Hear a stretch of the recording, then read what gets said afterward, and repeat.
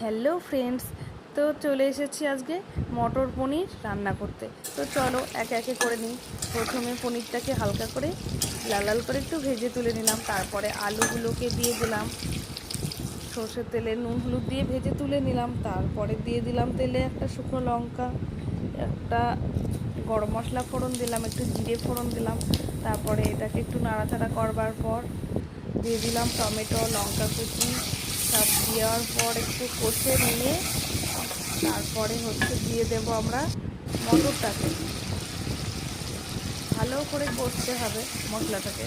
তেল ছেড়ে গেলে সেটাতে মটর আলু দিয়ে সেটাকেও একটুখানি মশলার সঙ্গে মিশিয়ে নিতে হবে। মিশিয়ে নেওয়ার পর আমরা তরকারিটাতে পরিমাণ মতন জল দিয়ে দেবো।